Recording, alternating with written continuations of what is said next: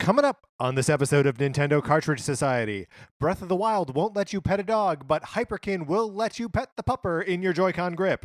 It's dangerous to go alone, so the Nintendo Cartridge Society goes with you.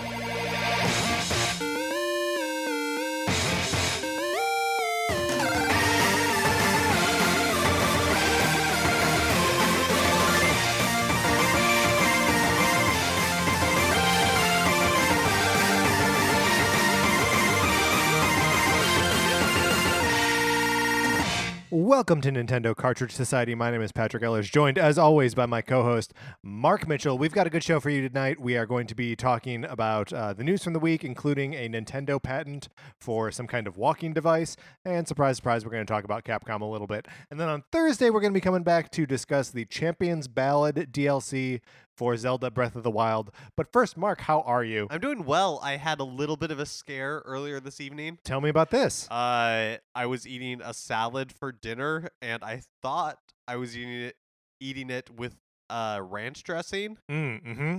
Blue cheese. Oh, man. Yeah. Have I ever without warning. Right. That's horrifying. Yeah. Have I ever told you my scariest food substitution story? Oh, no, I don't think you have. In high school, my friends and I, we used to hang out at Sunshine Family Restaurant. It's like an old diner, right?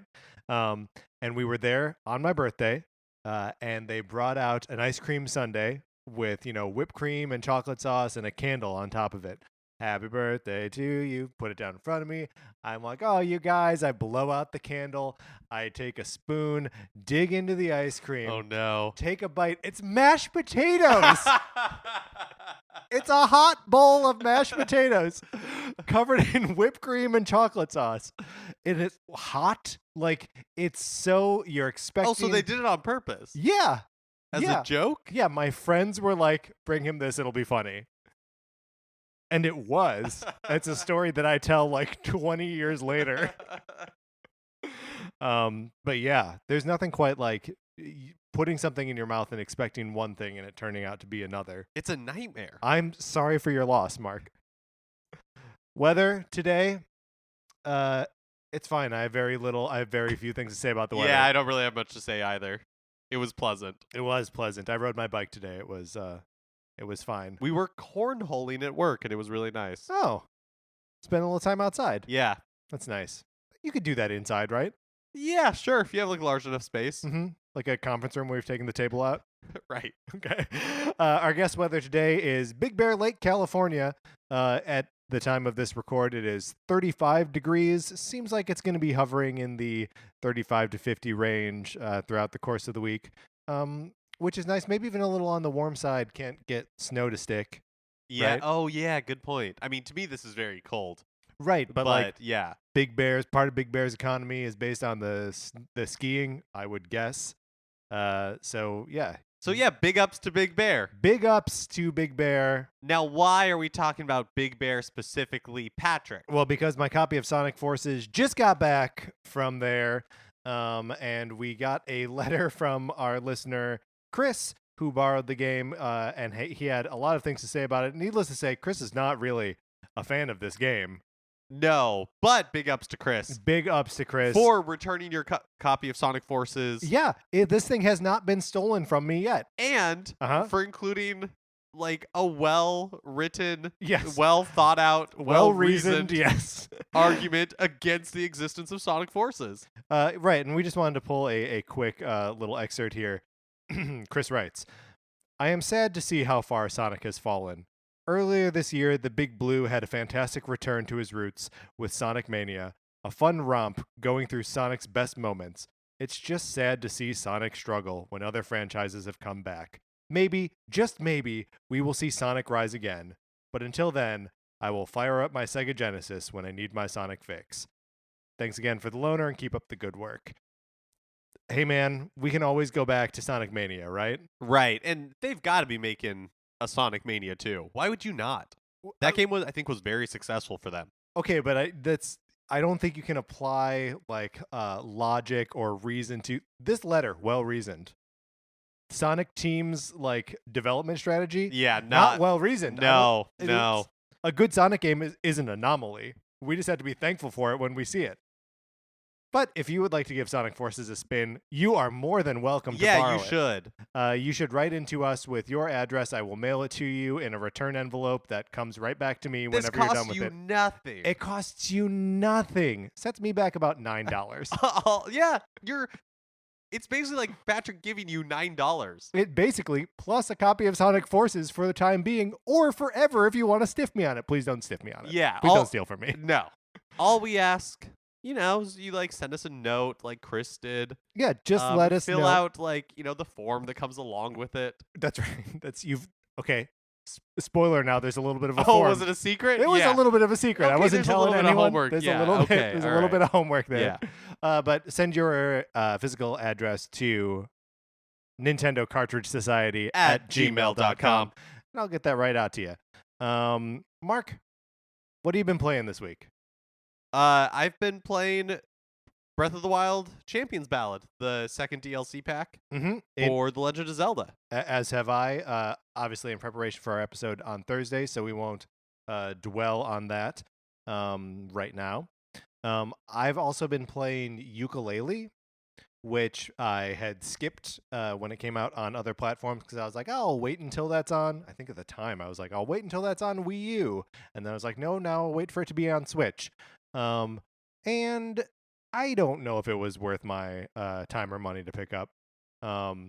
It's for better and worse, exactly what you think it is. It is another Banjo-Kazooie game with different characters. And like the music has that same sort of charm. The characters have that design, which is alternately charming and tiring. And I don't know, the levels that I've encountered so far feel a little like I don't know, they're almost like sparse and dense at the same time, if that makes sense, where like I walk into a space and it's like a cluttered space, but I can't immediately tell. It doesn't have that genius discoverability of Zelda or Mario, right? Breath of the Wild and Odyssey, respectively. I mean, that's a high bar. I know it is, but like that's what I'm used to playing at right now, So like I'm not as naturally led to interesting objectives as I was playing those other games. But I'm going to give it a shot. I've got a trip up to Northern California coming up. So there'll be some plane rides in there that I can sink into playing some ukulele. So, I mean, having not played ukulele, like even a second of it, do you think that the creators? I mean, they're kind of in the rock and a hard place where it was a game that I think was like crowdfunded. Yeah, or at least some of it was Kickstarted to begin with. Yeah, and like these were the people who made Banjo-Kazooie, right? And they're promising a Banjo-Kazooie like game, and it is that. Yes. So do you think it's just that those mechanics have not aged well in the modern era? Like if there was a Yooka-Laylee 2, would you want to see them like a good remake of a game?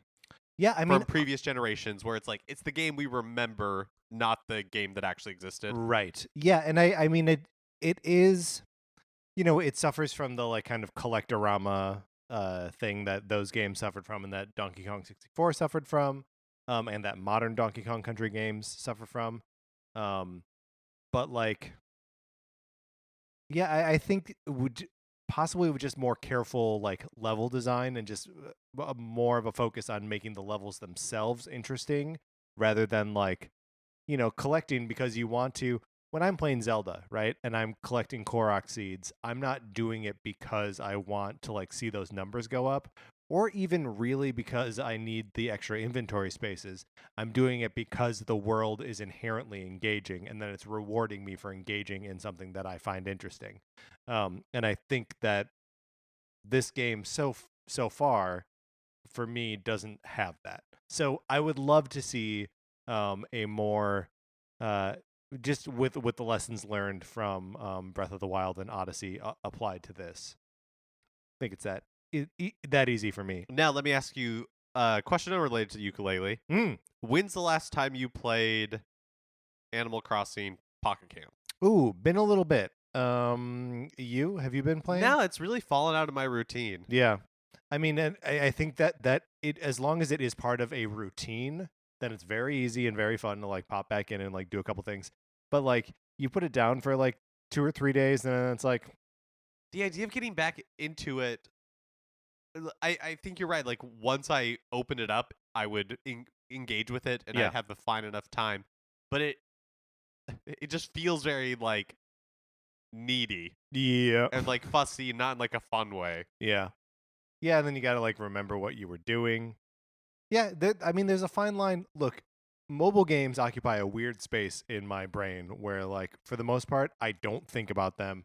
I don't play them. I don't know when people play mobile games. Like, do you just play it on the can? Do you play it when you would normally be, like, scrolling through Twitter? Like, how much brain power and how frequently should I be doing it? How much time do I need to commit each time I'm there? And I wonder if this is just like a failure of Of mine? no of us as like yes. a collective, as like a duo, that our brains work very similarly in this way. Like because yeah, I don't use any of my mobile devices, my tablet, phone, whatever, for gaming. I Yeah. just don't. It's just not what I use them for. Yeah. And We might yeah. just be old. I think it could be a function of us being old men. Yeah, we are Although maybe not crumbling old. to dust. We are. It's true. We have giant beards that reach down to our knees. But we are also perhaps too young as well, because like I think about, my mother will play like Candy Crush on her phone, or like Sarah's dad will play games on his phone. So like maybe there's just a weird little sweet spot here of like the aged up millennials that just can't do it for whatever reason. Yeah, we're the wrong age. We're the wrong age, Mark. All right, that's what we've been playing this week, and what we have not been playing this week. Let's get into the new releases and what we might be playing next week.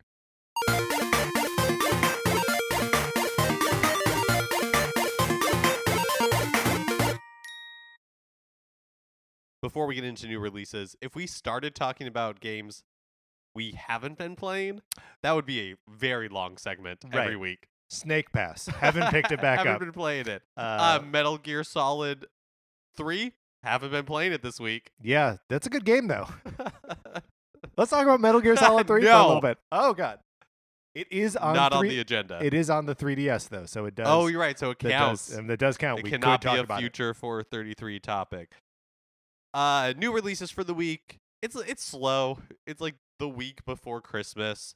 That's not right. a whole lot coming out. We think, this segment is always in flux. There's some gray area here. Take it or leave it. Right. December 19th today.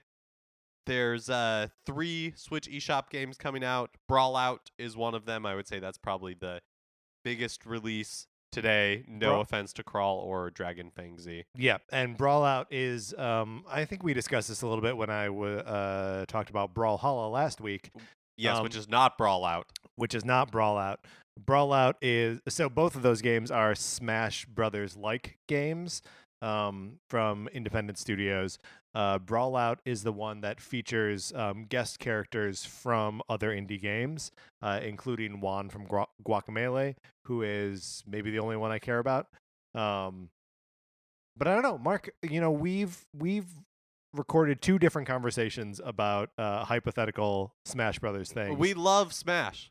Yeah, it seems like I think we've done 3, or we've done 3 Smash Brothers. We did a draft. Yeah. We did. We updated characters. Oh, maybe that's it. Maybe just those 2. Yeah. Just 2. Right. So it seems like we have a Smash Brothers shaped hole in our lives. Uh-huh. Do you think that we're going to plug it with this game at all? Not me personally. Mm-hmm. Part of that, and I could maybe be swayed depending on what the reviews are like. Sure. I just remember, what was that called? PlayStation All-Stars? Battle Royale, yeah. Yeah, okay, so there's these, like, Smash-like games, and just like many other Nintendo franchise-like games, yeah, they can still be very good, but they're not the same, and I need the real thing. Right. You don't want Sonic and Sega All-Stars Team Racing. Which you want Mario Kart. Yeah, exactly. But I will maintain that Mod Nation Racers on the PlayStation 3, excellent kart game. As good as any Mario Kart. And I believe that. Okay. Very good. But yeah, I think the Smash formula is a little bit harder to emulate for whatever reason. All Stars is the only one that's even tried, which is weird. And that they did the exact same thing of like, oh yeah, it has to be, the roster has to be all of like the flagship characters on this platform, which like, I guess that's part of the appeal of Smash, but like, it's weird that the gameplay goes with that like aesthetic choice as well. Also, this is just popping into my head. The working title for that game was Title Fight, which I think is so much better. That's really funny. Title Fight, isn't that good? Yeah, that's really good. And then on Thursday, December 21st is Tiny Metal. I'm pretty sure. I was looking at it earlier today. Yeah. I feel pretty confident it is coming out on Switch on the 21st. Right. So this is a game that I saw demoed at PSX. They were running it on PlayStation 4s, but it is also coming to the Switch. The game was originally set for release on November 21st and then was delayed a month, which brings us now to December 21st. But, you know, who knows? Who knows? Yeah, who knows who if it knows? actually comes out? Yeah. I did get a little piece of swag from Tiny Metal at PSX, which was little building blocks that you could make a Tiny Metal tank with, and I put it together this weekend. So I guess that's a thing I played this week. Took a long time for me to put it together. That's all. All right, let's move on to the new releases here.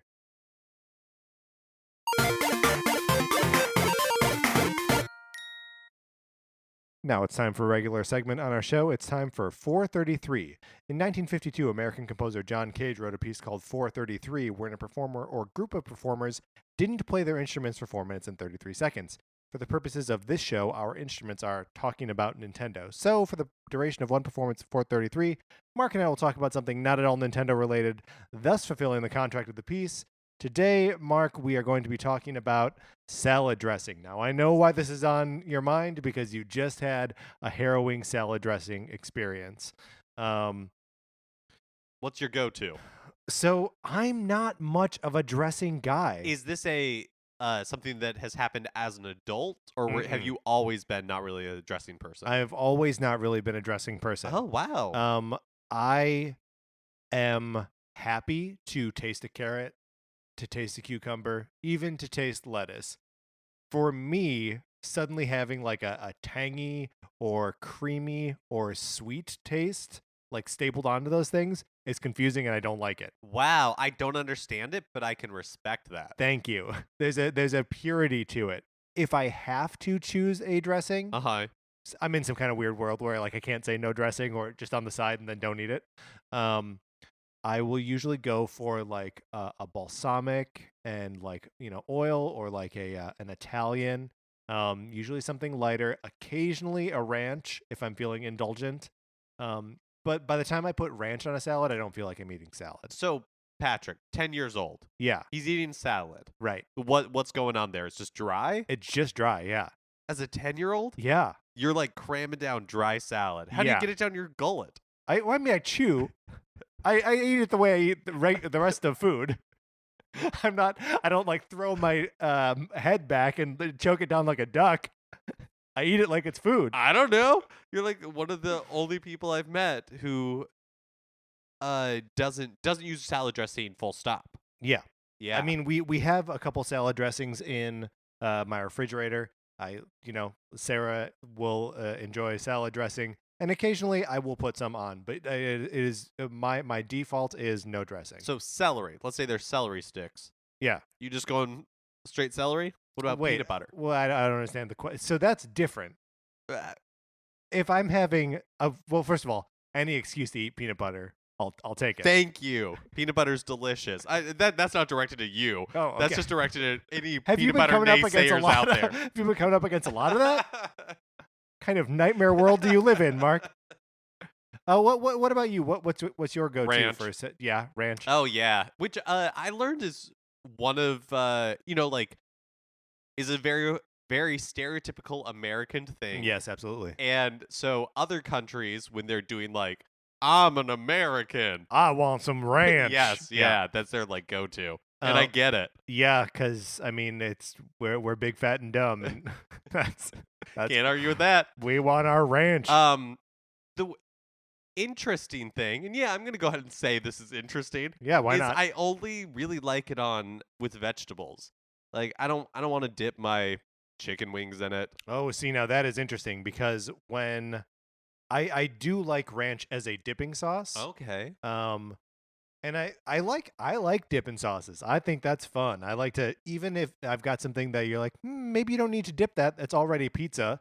Like, I'll dip a slice of pizza in like a little thing of ranch. That's good. Oh yeah, see, I want more marinara, which doesn't make any sense. But There's it's like, already marinara on there's it. already sometimes too much. Yes. But then if there's like a little like condiment container of marinara, I'll be like, yeah, I'll dip my pizza in more marinara. Yeah, that's a good point. There's something about having it on the other side of the cheese that's very appealing. And Yeah. like a nice cold marinara And like on like the a bread hot itself.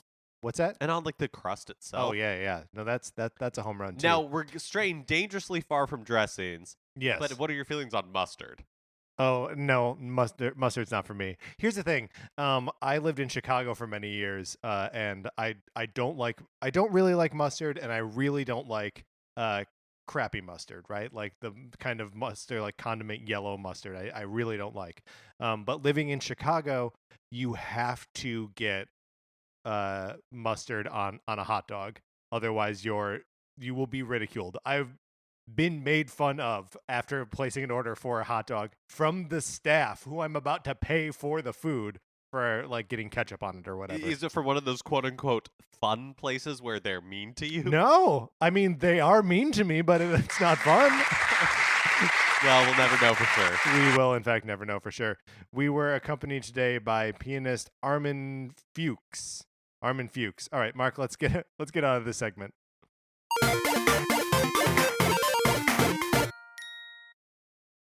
And into the news. Yeah, kind of. We're going to start off here with some Breath of the Wild stuff. Cool. Thematically appropriate for our episode on Thursday talking about the Champions Ballad. It's an all Breath of the Wild week. So in an interview with IGN, director, why don't you take a shot at this? Hidemaru Fujibayashi. And producer. That's Aonuma. Yep. EJ Aonuma. Discussed their plans to provide future content to The Legend of Zelda Breath of the Wild. Fujibayashi said, quote, I can't say at this point if it will be in sequels or in continuations or what form it will take, but I definitely have lots of ideas and lots of motivation right now. I think while we were working on both the main game and the DLC, it was a process of constantly getting lots of different new ideas as we refined the game and finding new ways, with new things we wanted to do. Okay, so I think first interesting thing to pull from this is that he says he doesn't know what form it will take, be it sequels or continuous.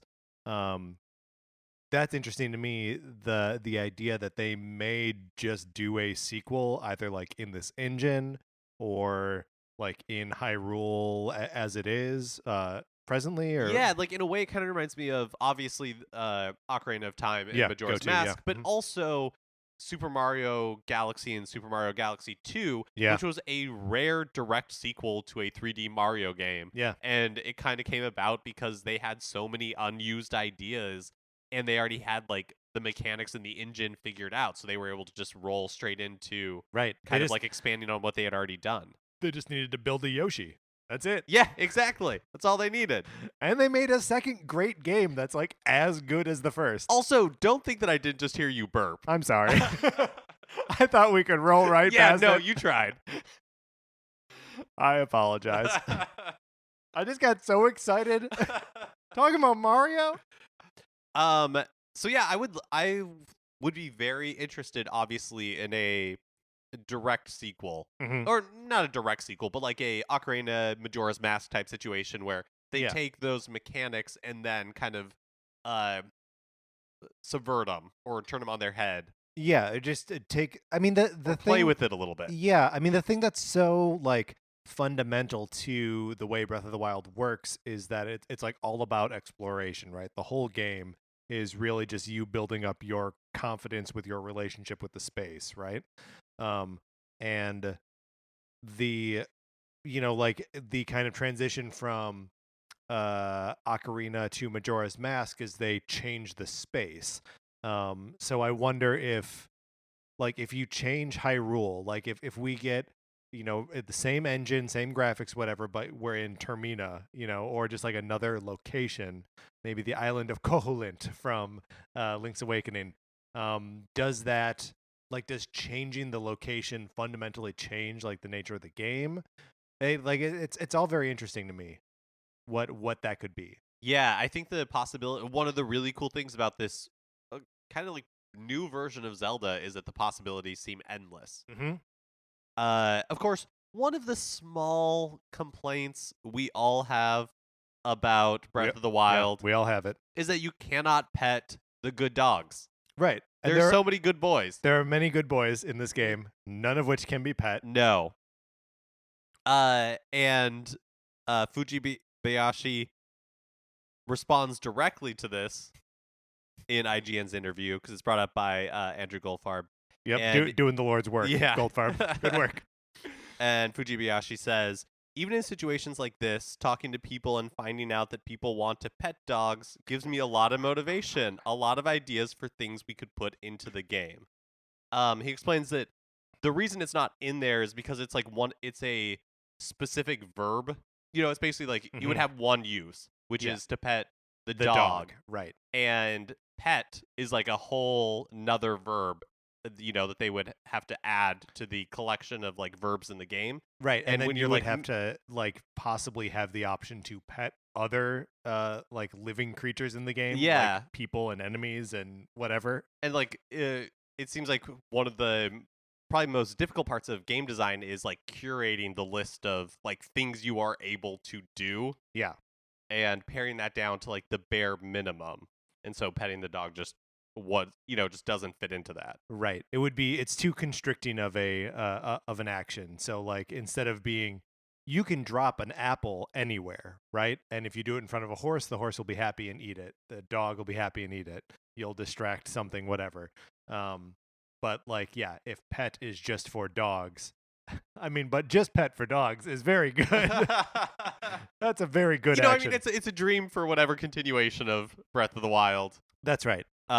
We see. And then we got to go back and patch that into Mario so you can pet that dog too. Yeah, well, at least you can play fetch with that dog. That's true. Sometimes even when you don't want to. Just starts running after your head. But one of the things that they mention that, they tested with and eventually discarded for this game, but might show up eventually, is having dual hook shots.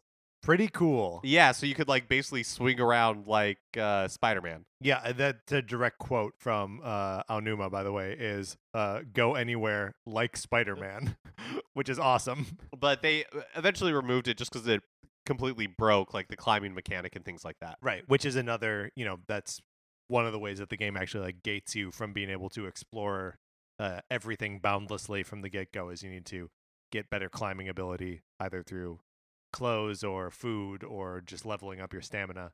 And yeah, if you can just Spider-Man everywhere, then that does kind of break it. But man, dual hook shots is the only game that has the dual hook shots. Twilight Princess, I think Skyward Sword might, but who would ever know? Who would ever know? Yeah. Someone would have to play that game. Certainly not us. The Nintendo Switch continues to sell incredibly well. December 12th press release from the company stated that the system has sold 10 million units worldwide. Ooh. And they referred to 2017 as record-breaking, and they see that momentum continuing into 2018. A year that we don't really know that much about, but they cite a few games that are coming out early in the year, presumably, including Kirby Star Allies, Bayonetta 2, the untitled Yoshi game, Wolfenstein 2, Mega Man 11, that's coming a little later in the year, King of Cards, and Runner 3. Oh, the King of Cards is the Shovel Knight. Yeah. Game. And they also mentioned Project Octopath Traveler. So there's it's a good spread of like Nintendo developed games and the kind of like bigger third party releases, and then also just a quick sampling of the indies in there too, with Shovel Knight and Runner 3. Yeah, and I'm thinking the majority of these titles are like first quarter Oh yeah.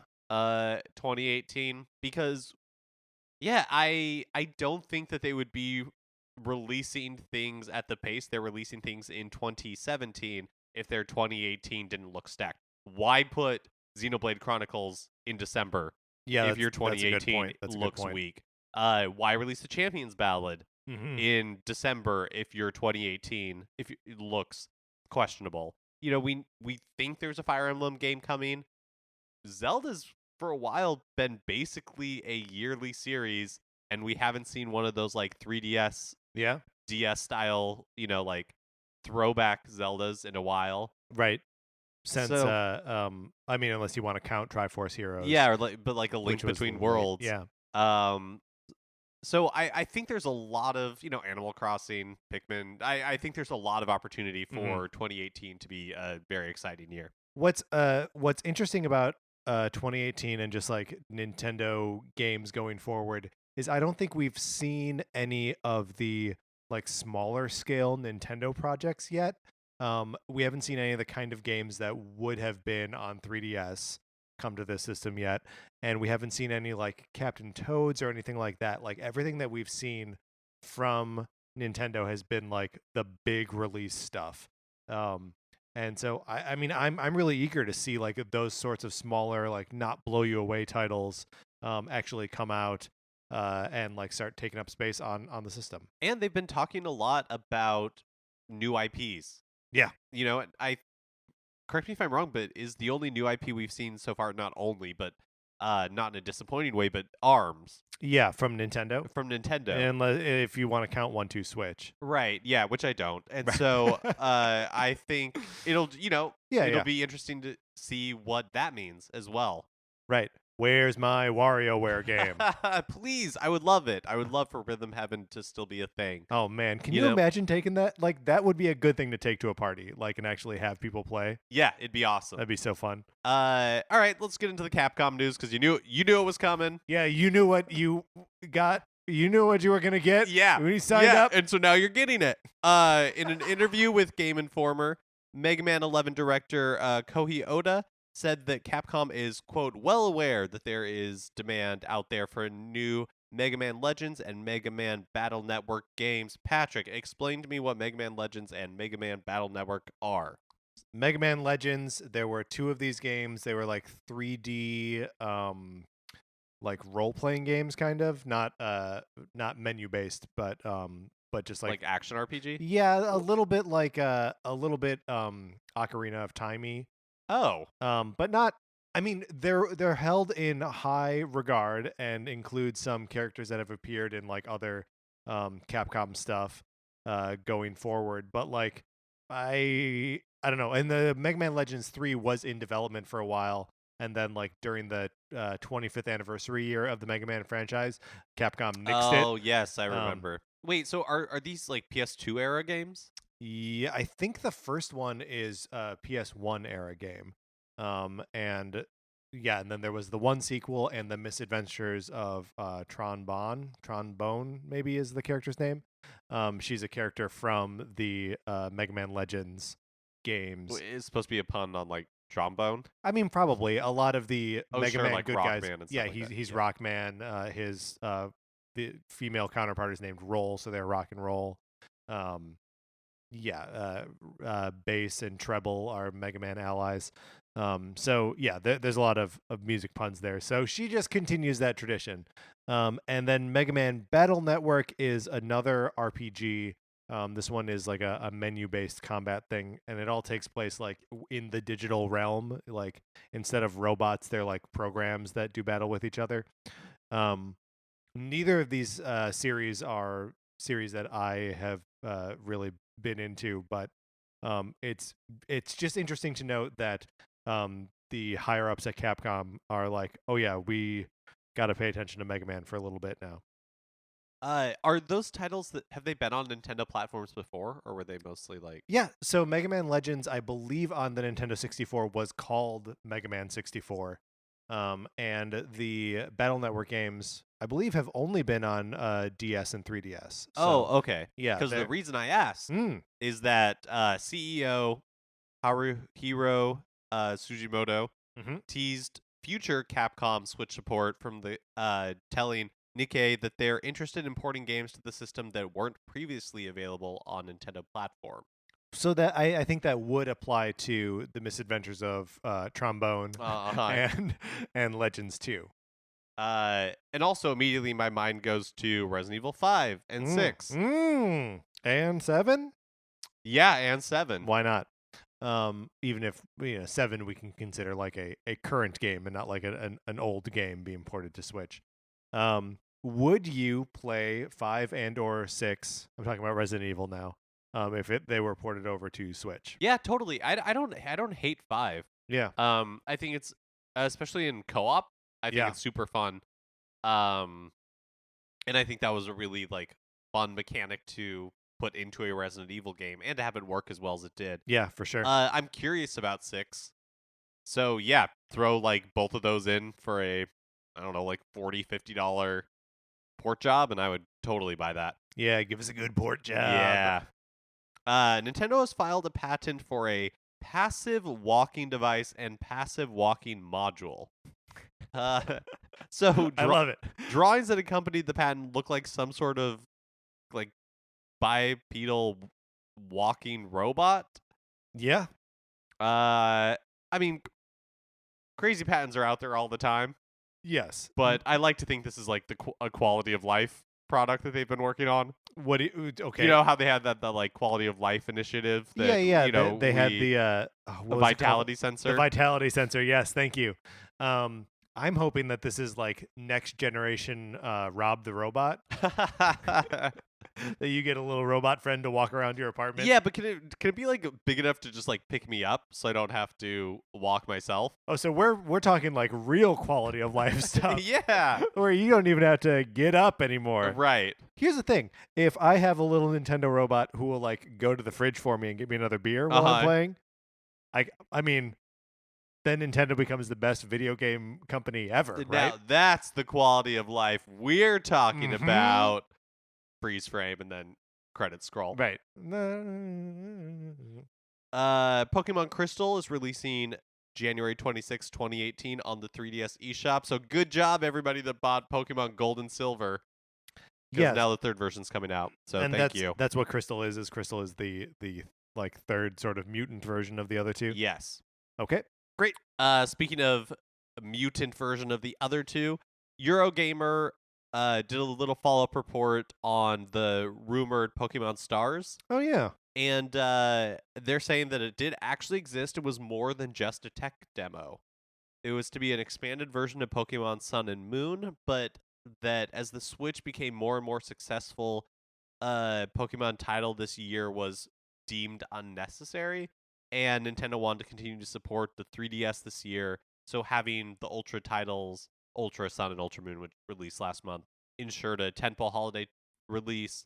Finally, while Stars was being planned during development of Sun and Moon, it wasn't obviously like a big leap that we would necessarily expect from Pokemon being on such powerful hardware for the first time. Right. And so wait, wait. Like the sum of all these things is what led it to be canceled. So, but it would have been a 3DS game or no.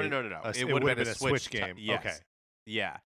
I see. And so they said, no, we can't do this because it's got to be it's got to be a bigger, more polished thing to appear on the. It seemed like the Eurogamer was saying that it was a combination of all these factors. Got it. Right, and so they were like, we could do this, but maybe if we're releasing on the Switch or like a home console for the first time, that it should be less of an iterative step and more of like a major change. Now, like the timeline of all of this is kind of fuzzy to me because they would have had to start development of Ultra Sun and Ultra Moon before the launch of the Switch. So the idea that they, like as the Switch was becoming super successful, that's when they decided. I don't exactly know how it works out, but interesting to know that it was a real thing. And also, like, is how out of the loop was Nintendo keeping Game Freak regarding their new hardware? Like, Right. Yeah. Well, it seems like from comments Game Freak has made mm, that they didn't think the Switch was going to be successful. right, That they saw the Switch, so they probably saw it fairly early and were right, like, nah, "No, thanks. We're not going to put that much like effort into it." Seemingly, who right. knows? It's so weird. Like, they obviously have such a symbiotic relationship with Nintendo hardware, and specifically with Nintendo like handheld hardware. W- What when Nintendo was like, "Here's the Switch. Here's the next thing we're gonna do." Do you think what was there thinking like, nah, we're just gonna keep supporting the 3DS, and when our game buoys the 3DS through like another couple years, expect Nintendo to abandon the Switch? Like, I guess I just don't know like what their why isn't Game Freak's strategy just like we will support everything as hard as we can? Yeah, I don't know. I don't know what their long-term game plan would be. Maybe they thought if the Switch wasn't successful that and there actually have been reports to this effect and that Nintendo was working on a basically like traditional follow-up Oh, to yeah. the 3DS.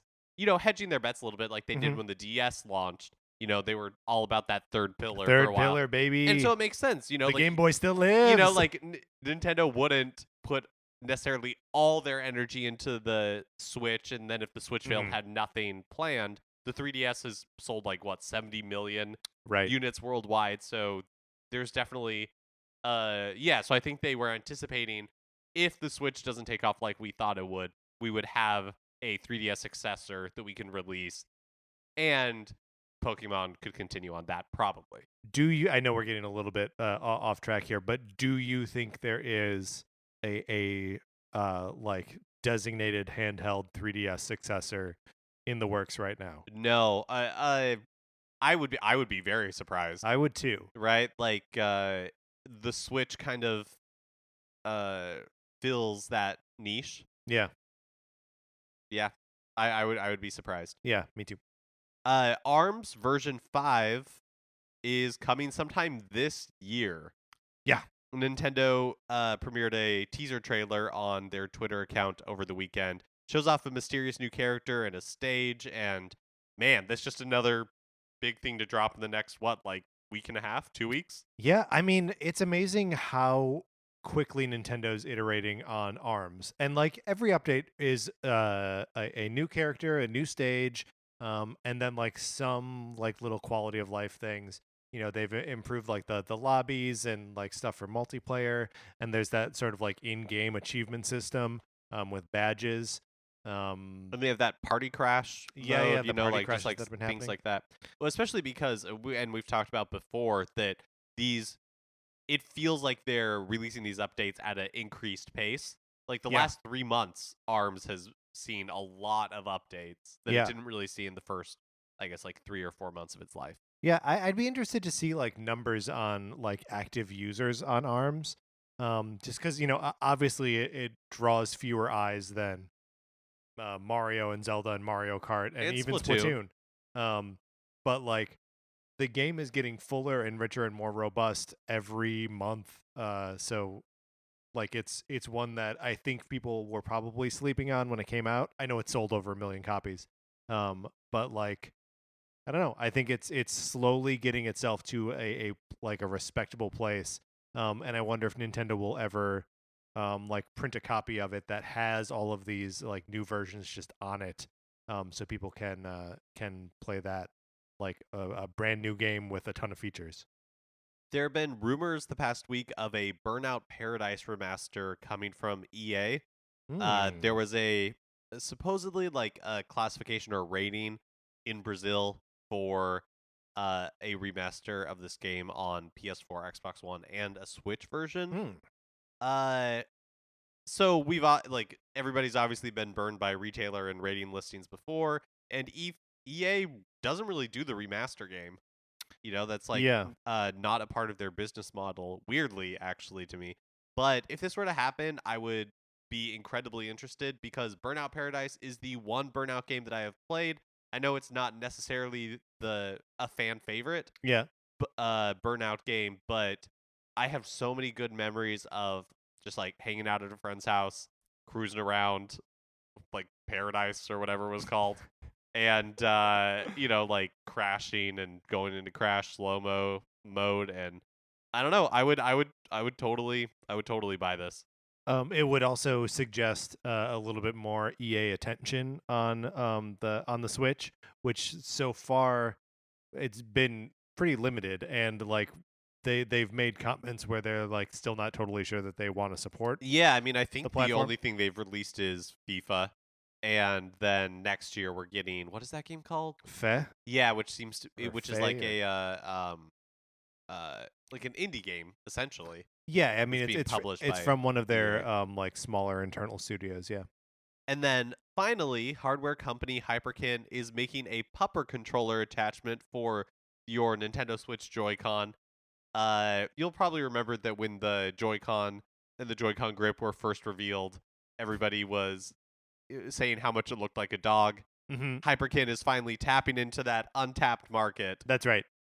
And so the thing is, it's a Joy-Con charge grip, right? So it's the kind that charges your controller.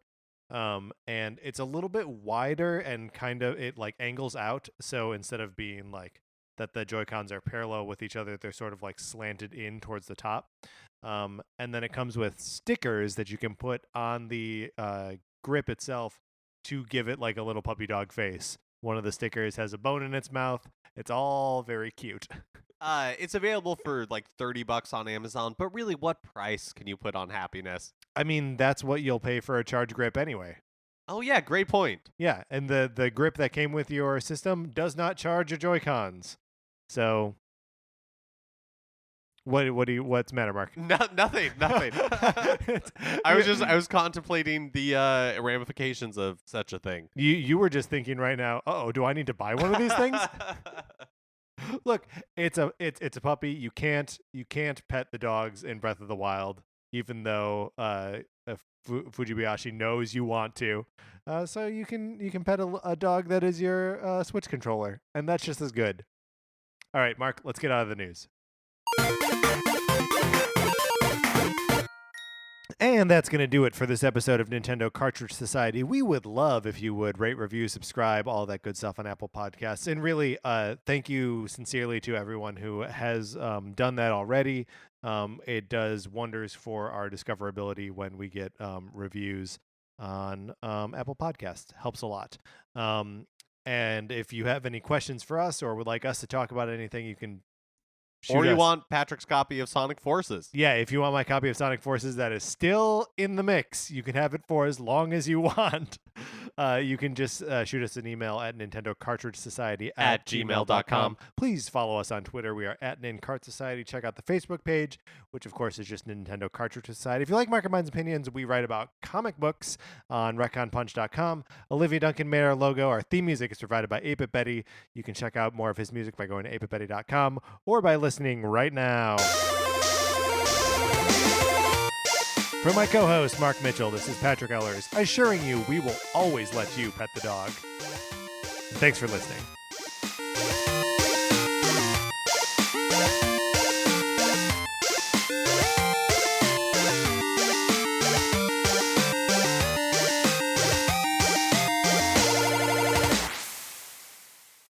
What's a Creative Podcast Network?